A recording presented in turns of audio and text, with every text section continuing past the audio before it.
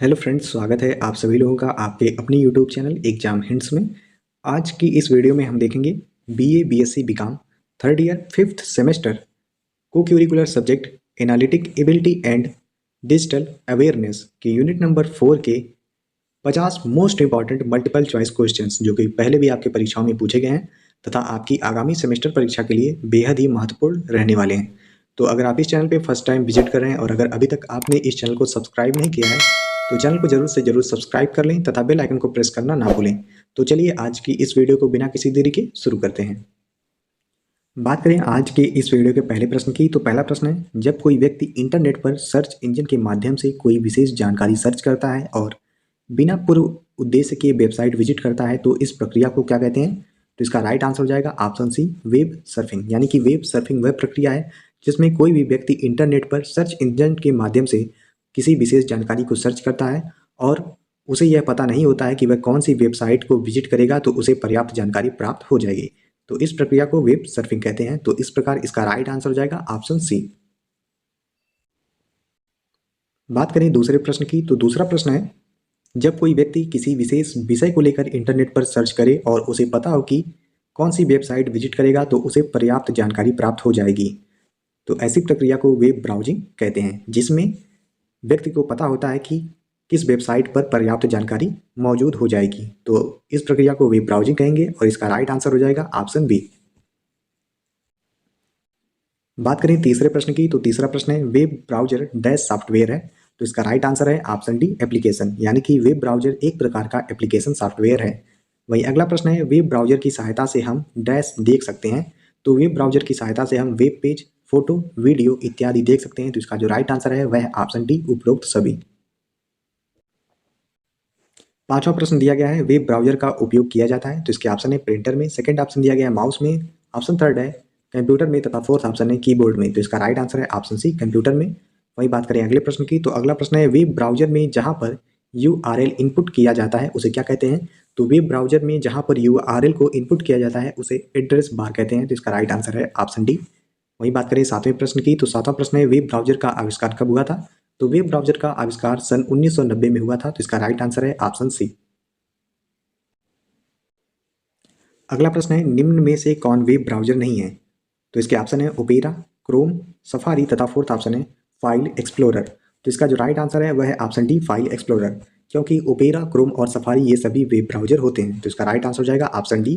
वही बात करें अगले महत्वपूर्ण प्रश्न की, तो अगला प्रश्न है, HTTP का पूर्ण रूप क्या है? तो HTTP का फुल फॉर्म होता है हाइपर टेक्स्ट ट्रांसफर प्रोटोकॉल। तो इस प्रकार इसका राइट आंसर हो जाएगा ऑप्शन फर्स्ट।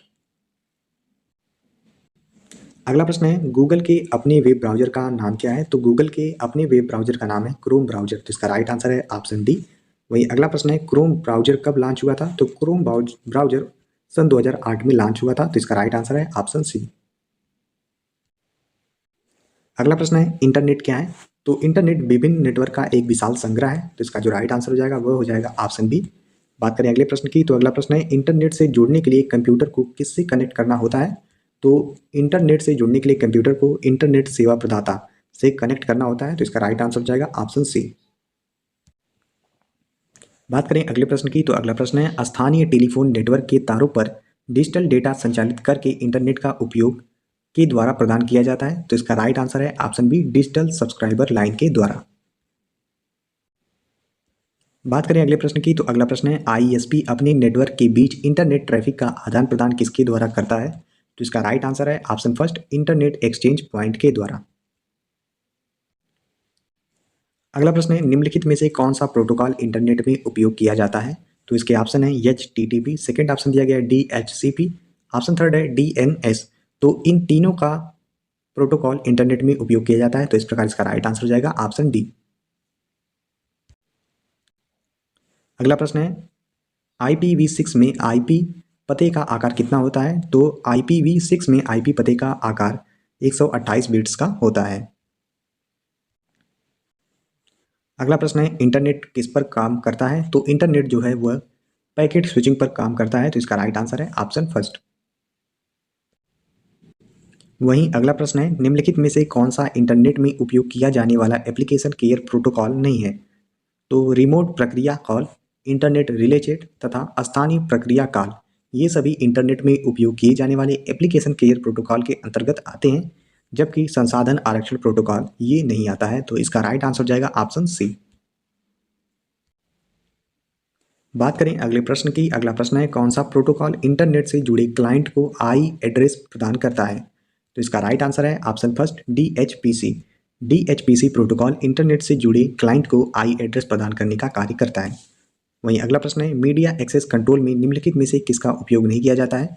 तो पैकेट स्विचिंग का उपयोग मीडिया एक्सेस कंट्रोल में उपयोग में नहीं किया जाता है। तो इसका राइट आंसर हो जाएगा ऑप्शन डी। अगला प्रश्न है, इंटरनेट जिसे कभी कभी केवल नेट भी कहा जाता है वह क्या है? तो इंटरनेट जिसे कभी कभी केवल नेट भी कहा जाता है वह नेटवर्कों का एक विशाल नेटवर्क है जो दुनिया भर के कंप्यूटरों से जुड़ा होता है। तो इसका राइट आंसर है ऑप्शन फर्स्ट। अगला प्रश्न है, विश्व भर के नेटवर्कों के अंतर संबंध को क्या कहा जाता है? तो विश्व भर के नेटवर्कों के अंतर संबंध को इंटरनेट कहते हैं। वहीं अगला प्रश्न है, इंटरनेट की अवधारणा की उत्पत्ति कब हुई थी? तो इंटरनेट की अवधारणा की उत्पत्ति 1969 ईस्वी में हुई थी। बात करें अगले प्रश्न की। तो अगला प्रश्न है, इंटरनेट की उत्पत्ति किस अवधारणा से विकसित हुई थी? तो अर्पानेट। इंटरनेट की उत्पत्ति अर्पानेट की अवधारणा से विकसित हुई थी। वहीं अगला प्रश्न है, 1969 में अर्पानेट का विकास किस देश के द्वारा किया गया था? तो अर्पानेट का विकास USA के द्वारा किया गया था। अगला प्रश्न है, इंटरनेट का पूर्ण रूप क्या है? तो इंटरनेट का पूर्ण रूप होता है इंटरकनेक्टेड नेटवर्क। तो इसका राइट आंसर हो जाएगा ऑप्शन सी। वहीं अगला प्रश्न है, इंटरनेट का प्रमुख उपयोग क्या है? तो इंटरनेट के प्रमुख उपयोग के अंतर्गत डेटा और जानकारी को साझा करना, वेब पेज ब्राउज करना, सोशल नेटवर्किंग करना तथा ईमेल भेजना इत्यादि प्रमुख उपयोग के अंतर्गत आते हैं। तो इसका राइट आंसर हो जाएगा ऑप्शन डी, उक्त सभी। बात करें अगले प्रश्न की। तो अगला प्रश्न है, किसी फाइल को एक कंप्यूटर सिस्टम से दूसरे कंप्यूटर सर्वर तक ट्रांसमिशन करना जिससे अन्य लोग इसे देख सकें या पुनः प्राप्त कर सकें क्या कहलाता है? तो यह प्रक्रिया कहलाता है डाउनलोड करना। अगला प्रश्न है, इंटरनेट से किसी फाइल को हमारे कंप्यूटर तक भेजना क्या कहलाता है? तो इंटरनेट से किसी फाइल को किसी पर्टिकुलर कंप्यूटर तक भेजना डाउनलोड करने के अंतर्गत आता है।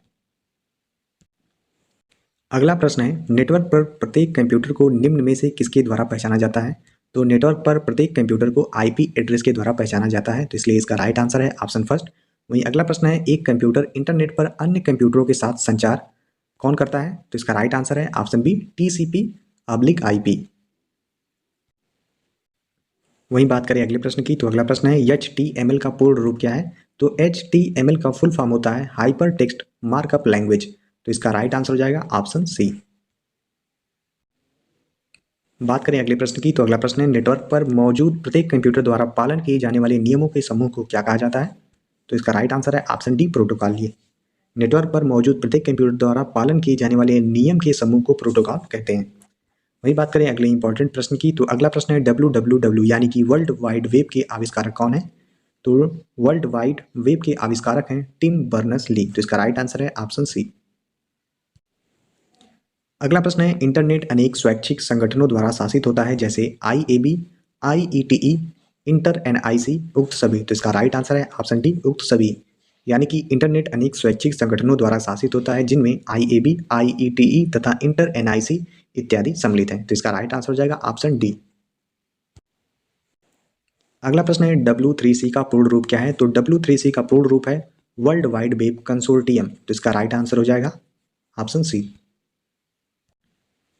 बात करें अगले प्रश्न की। तो अगला प्रश्न है, एक डैश जिसमें वेब पेजों के रूप में अरबों दस्तावेज शामिल हैं, यह इंटरनेट पर सबसे लोकप्रिय सेवाओं में से एक है।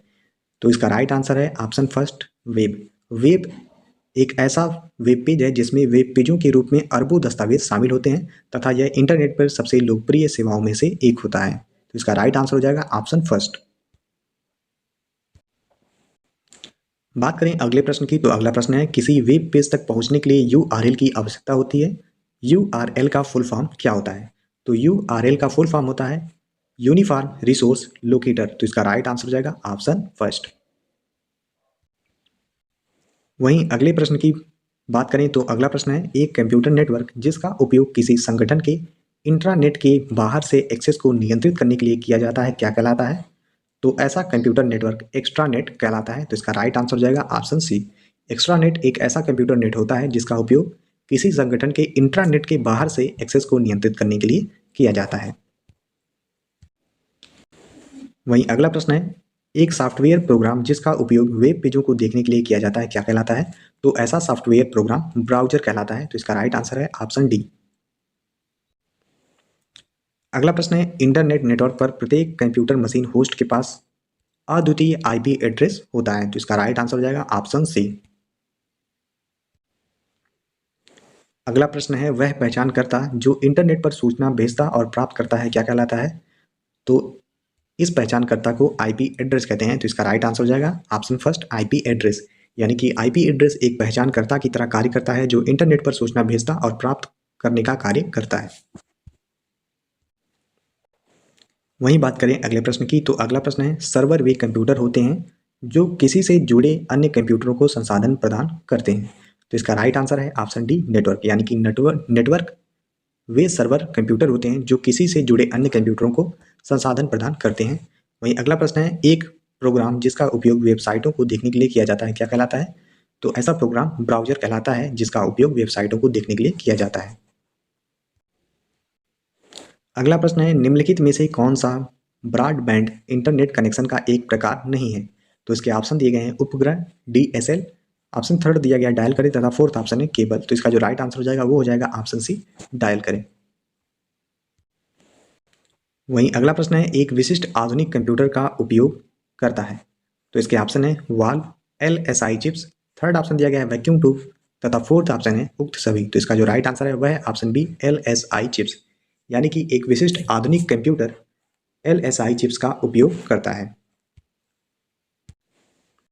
अगला प्रश्न है, अनचाही ईमेल का नाम क्या है? तो अनचाही ईमेल को स्पैम कहते हैं। तो इसका राइट आंसर है ऑप्शन फर्स्ट।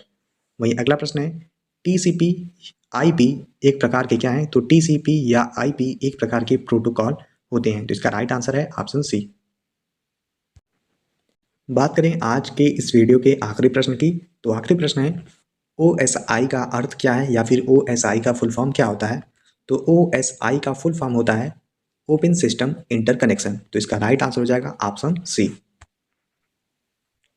तो इस प्रकार आज की इस वीडियो में हमने BA BSc BCom third year fifth semester cocurricular subject analytic ability and digital awareness के यूनिट नंबर 4 के 50 most important multiple choice questions को देखा गया है।